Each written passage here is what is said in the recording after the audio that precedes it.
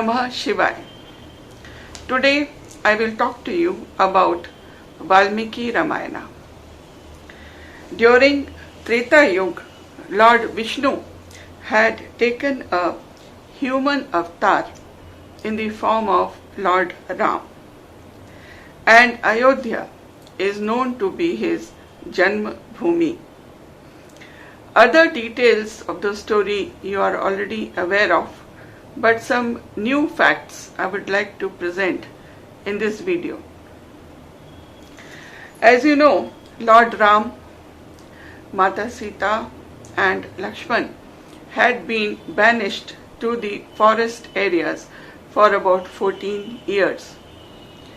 As you can see in the map placed here, the route which Lord Ram took from Ayodhya to Rameshwaram and to Sri Lanka. This route is very logically made, and sequentially it shows all the various places where Lord Ram had visited during his 14 years of Banvas. First place to be visited by him, and which is remarkable, is Chitrakoot. Here Bharat went to meet Lord Rama and tried to persuade him to come back to Ayodhya and assume the power of the king. When Lord Ram refused, he took the sandals of Lord Ram and decided to rule Ayodhya on his behalf. Chitrakoot, you have a small temple which shows the Bharat Milap area and other such areas in this region. Another significant stop is Panchvati, where Lakshman built a cottage for Lord Rama and for Sita to reside in. It is in this area that Suparnakha, the sister of Ravan, came there to entice Lord Rama.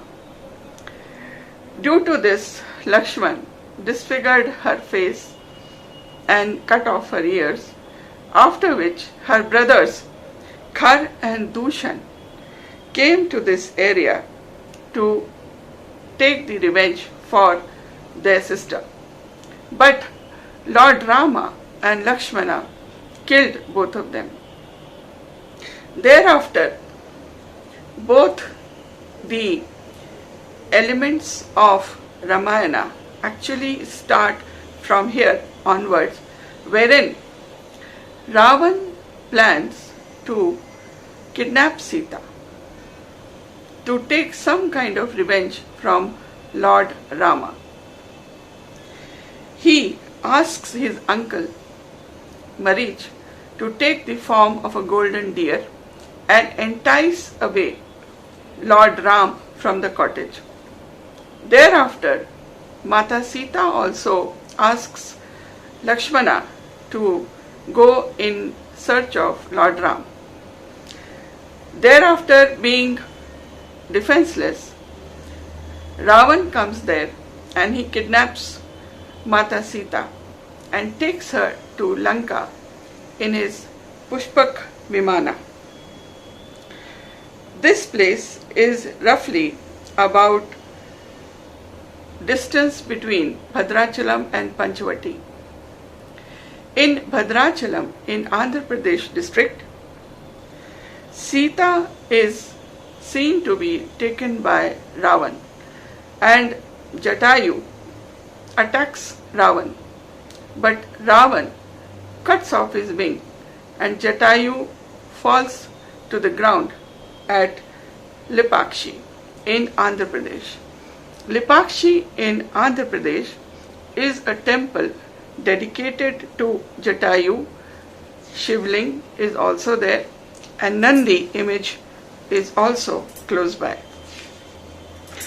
At this place, the Jatayu is found to be present by Lord Rama, its wing being cut off by Ravan.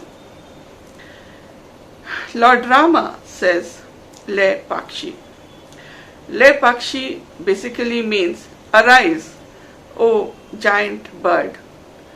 But thereafter Jatayu dies in the arms of Lord Rama, and his image is installed at this place.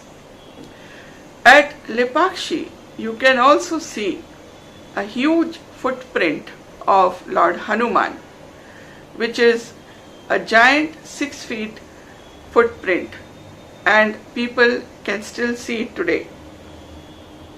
Later on, at Kishkinda, King Bali has basically usurped the kingdom of Sugriv, and thereafter, which falls in Karnataka, at Hampi, a plan is devised to kill Sugriv and give proper share of the kingdom to Sugriv. As you are aware, Ravan had a huge palace, a golden palace in Sri Lanka. An image or a drawing of that period of the golden palace of Ravan can be seen. It is basically a place called Sigiriya in Sri Lanka, and this rock is called Lion Rock, which has the remnants of wall and other buildings on the top of this monolithic mountain. There are about 900 stairs which lead to this palace of Ravan. Initially, Ravan kept Sita in this place, and thereafter, later, he shifted her to Ashok Vatika. Earlier, it is believed that this monolithic huge rock of Sigiriya consisted of several tunnels, due to which it was easy to reach to the top. About 200 stairs below the main mountain top is a swimming pool on this monolithic rock, which is very amazing because this swimming pool, how it has survived for so long on a monolithic rock, is quite astonishing. And in this pool, the queens of Ravan used to bathe.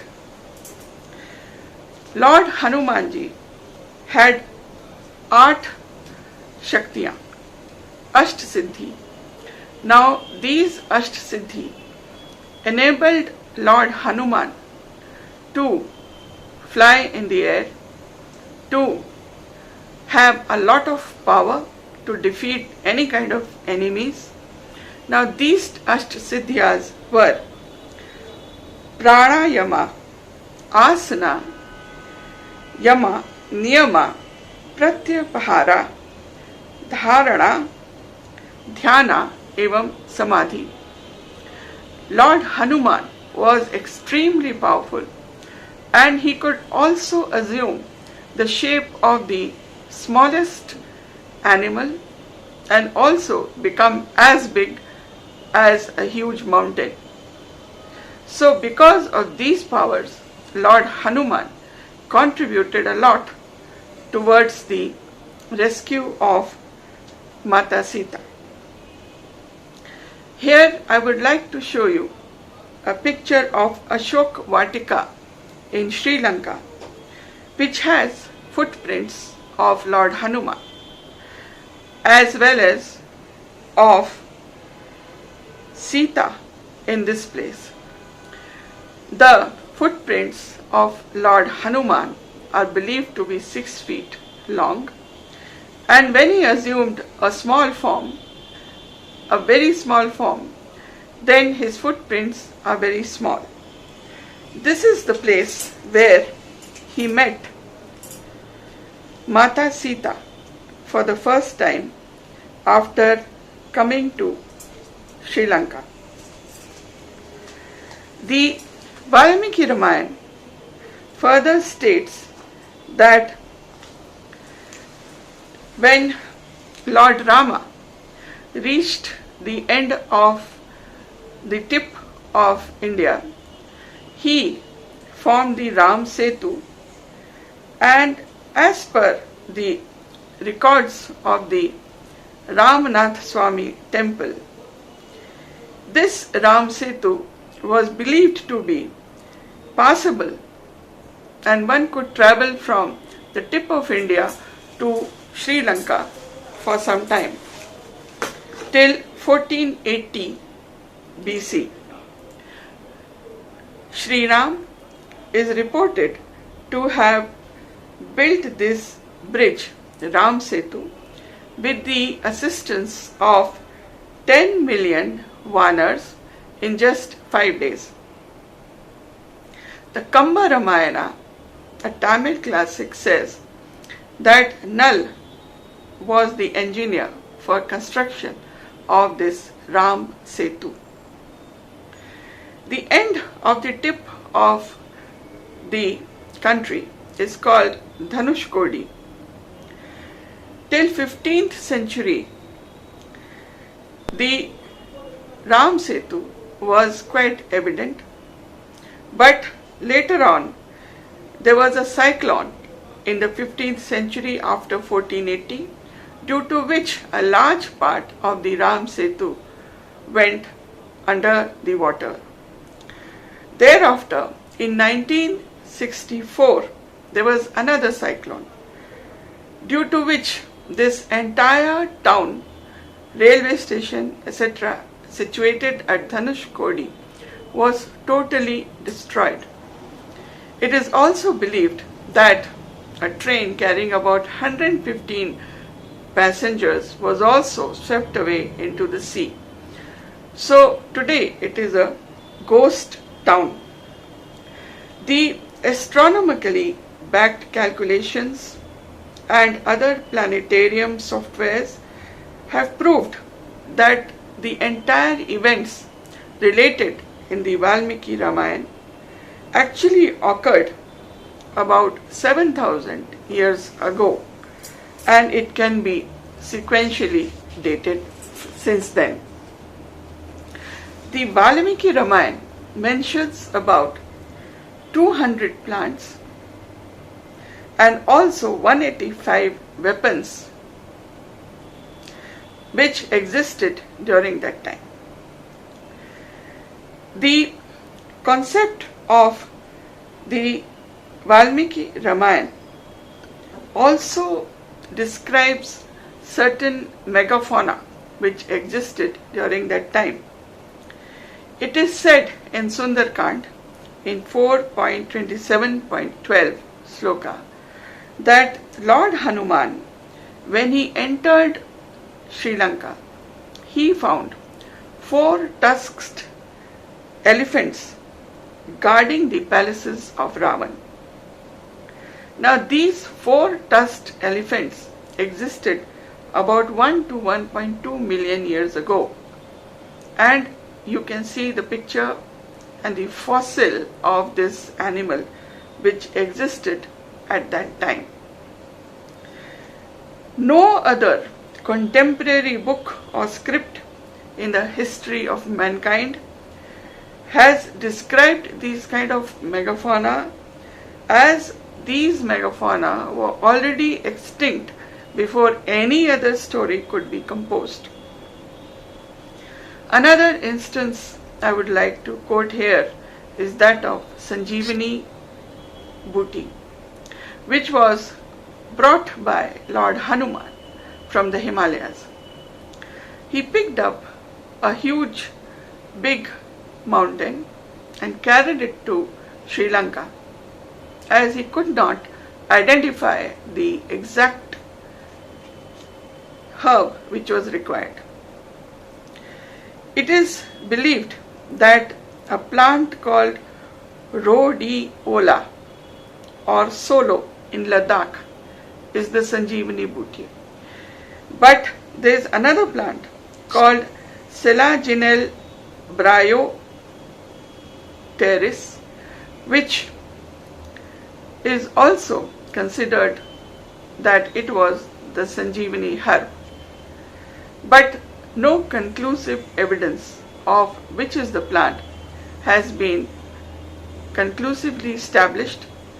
However, the mountain from where these herbs were found was the Dronagiri mountain in the Himalayas.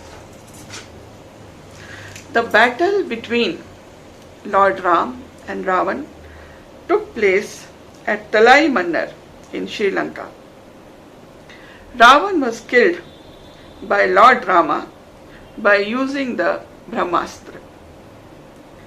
It is said that this battle lasted about 13 days. Thereafter, Vibhishan was crowned the king of Lanka.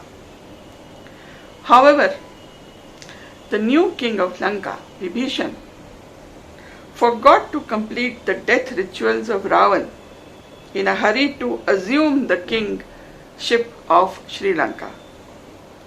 It is believed that Nag Jati took away the body of Ravan in the hope that he would one day arise and awake again, and mummified it and hid it in some place in the mountains, on which presently a lot of research by the International Research Center of Government of Sri Lanka is going on. This is called the Ragala jungle, in which the mummified body of Ravan is believed to be kept in one of the caves, but it has not been discovered so far. After killing Ravan, there was the Brahmadosh, which was on Rama, and therefore to attain for this Brahmadosh and to basically atonement for this killing of Ravan, who was a Brahmin, he was required to establish 4 Shivlings in this area. Lord Ram thereafter established Muneshwaram, Tirukoneshwaram and Tirukedareshwaram, 3 Shivlings in Lanka, and Rameshwaram in South India, Tamil Nadu. Lord Hanuman was asked by Lord Ram to go to Kailash and bring a Shivling, but as Lord Shiva was not available, it took some time for Lord Hanuman to return. Thereafter, Mata Sita made a Shivling with sand and installed it at Rameshwaram, which is still to be seen in Rameshwaram temple, and it is worshipped. Later on, when Lord Hanuman returned with a Shivling from Mount Kailash, that Shivling was also installed in Rameshwaram, due to which there are 2 Shivlings available in Rameshwaram. Sita Mata was also asked to prove her virtue by means of a Agni Pariksha. This place, it is called Diopura in Sri Lanka, and even today in the courts, when an affidavit is required to be sworn to prove innocence of any person, then the shapath or the affidavit is taken in the name of Diopura, where Mata Sita had given the Agni Pariksha. Lord Vibhishan, who was now the king of Sri Lanka, asked Lord Rama to destroy the Ram Setu. So, Lord Ram fired an arrow, due to which a part of the Ram Setu was submerged in water. Therefore, it is called Dhanush, which is the bow, and Kodi, which means the end. In 2007, the UPA government at that time, ASI had filed a affidavit in the Honorable Supreme Court saying that the structure being constructed by Lord Rama at Ram Setu has no proof, and that Ram was an imaginary figure. He was an imaginary figure and a creation of the fiction. Now, this is disputed by a channel called American Science Channel under the Discovery Communications, which in 2017 said that as per recent explorations, the Ram Setu is believed to be man-made. A geologist by the name of Dr. Alan Lester has said that the rocks of the bridge are around 7,000 years old and they were brought from elsewhere, while the sandbar at this location is about 4,000 years old. The oceanographic research in this area suggests that the bridge is about 7,000 years old, which tallies with the carbon dating of beaches near Dhanushkodi and Mannar Island with the supposed date of the Ramayan. So, it has been quite conclusively proved that Ram Setu was a man-made structure. In 2017, as per their latest explorations. Further, Ram Setu was built by pumice stone. Now, there is not a single volcano in this entire area. So, from where did they get the pumice stones? And also, the stones which were used for building the Ram Setu, they float on water, as you can see.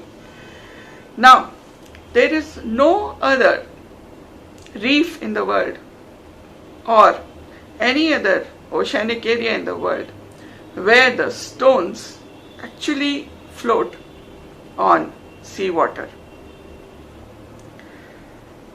Ram Setu is basically a causeway connecting Pamban Island in Tamil Nadu with Mannar Island in Sri Lanka. And I have already told you that as per temple records, this area was passable till 1480 BC. Thereafter, Sri Ram returned to Ayodhya. The route you can see while returning from Sri Lanka, it was about 20 to 21 days. Therefore, after Vijayadashmi, after 21 days, the festival of Diwali is celebrated because Sri Ram reached Ayodhya after killing Ravan, and Diwali was celebrated by all the inhabitants of Ayodhya at that time. The area of this entire route from the first attack on Sri Lanka, killing of Ravan, and return to Ayodhya is sequentially mapped out, and all these places have marks and different kind of temples and other details which need to be explored further.